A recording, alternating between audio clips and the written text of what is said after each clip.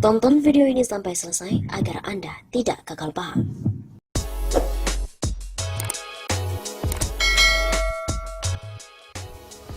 Jikapun rakyat terus menggugat salah kelola negara, ya bukan mustahil. Tahun ini Jokowi akan lengser. Begitu kan?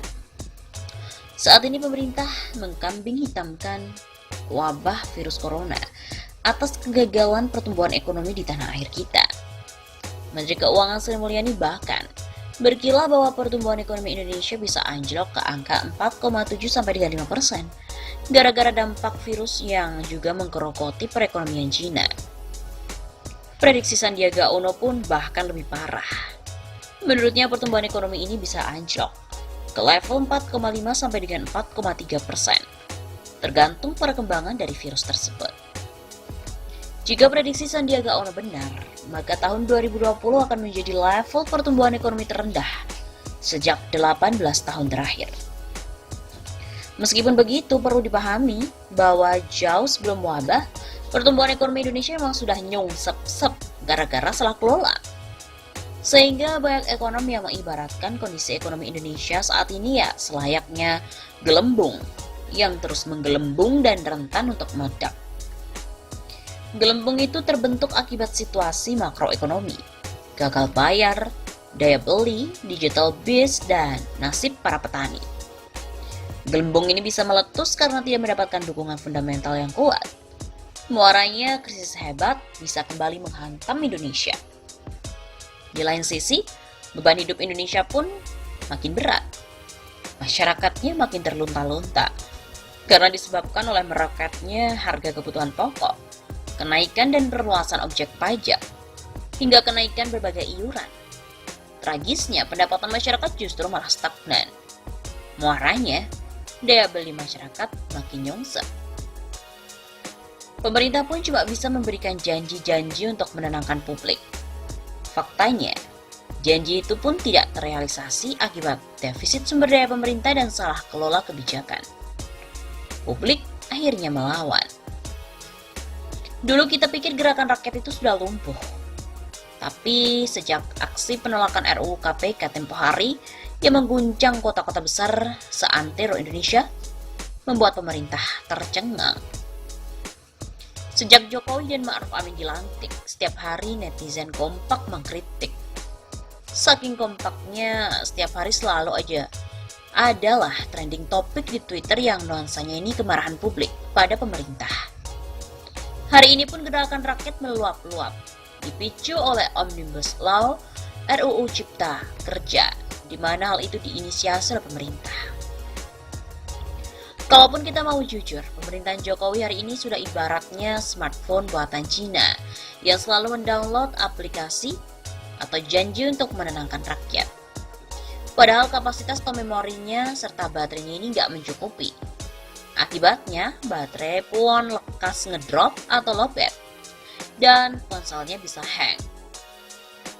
Ibaratnya, baterai ngedrop itu janji yang nggak terpenuhi. Ponselnya hang, rakyat menggugat pemerintah. Karena itu, prediksi pemerintahan Jokowi bakalan jatuh di tahun 2020 ini sepertinya bukan isapan jempol belaka. Pasalnya, tantangan pemerintah di hari-hari ke depan pun makin berat. Naasnya, sumber daya pemerintah justru makin susut. Dan jika pemerintah nggak bisa menjawab kegelisahan rakyat, tentu perlawanan pun akan semakin membesar. Tidak mustahil, kegelisahan rakyat bisa bergeser dari kekecewaan terhadap kebijakan menjadi ketidakpercayaan pada pemerintah. Dan hilirnya adalah keinginan untuk mengganti pemerintahan. Kegelisahan rakyat ini pun bukanlah omong kosong. Tahun lalu, Morales menjadi kepala pemerintah kelima yang jatuh. Sebelumnya ada Presiden Jovenel Moise di Haiti, Presiden Al-Bashir di Sudan, dan Perdana Menteri Saad Hariri di Lebanon. Di Aljazair, Perdana Menteri Ahmed Ohiahi dan Presiden Abdelaziz Bouteflika serempak mundur. Presiden Argentina Mauricio Macri pun gagal terpilih kembali. Bagaimana dengan Indonesia? Ya, kita tunggu saja.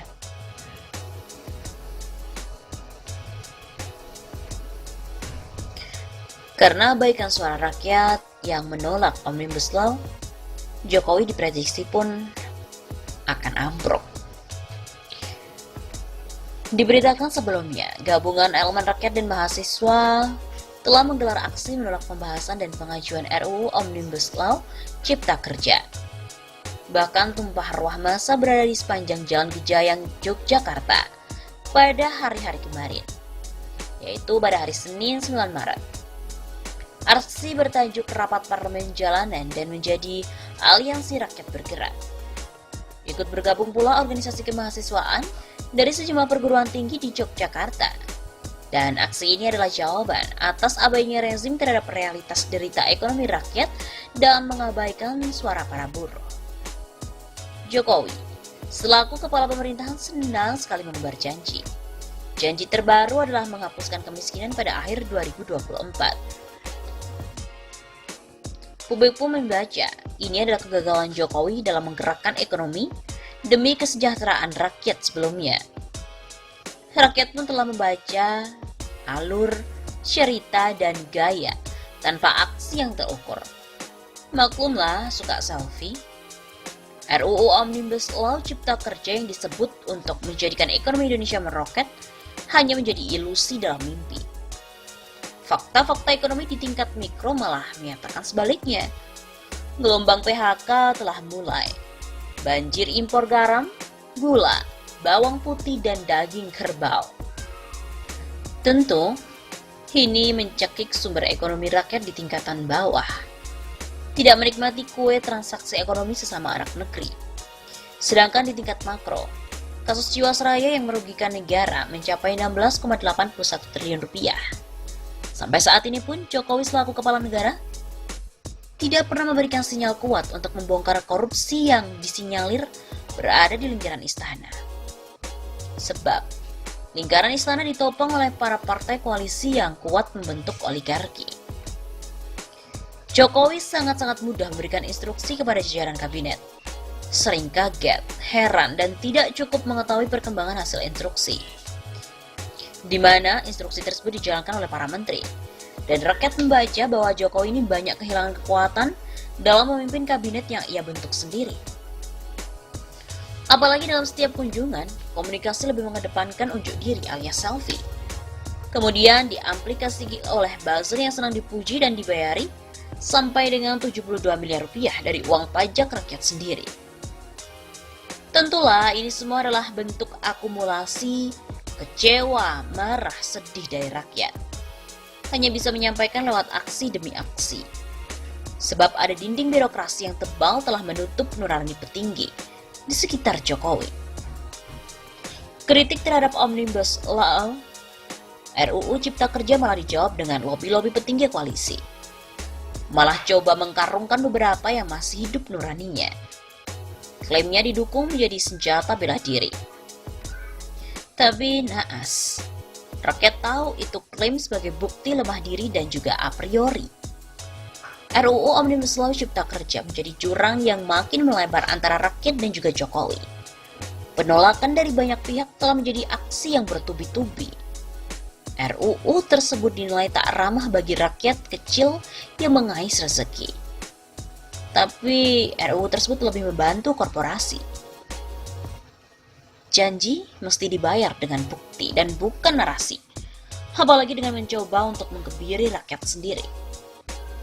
Apalagi kini corona juga datang untuk membabat ekonomi. Maka berhati-hatilah Jokowi, sebab janji tanpa bukti hanya menjadi dusta, menghancurkan diri sendiri dan juga negeri ini.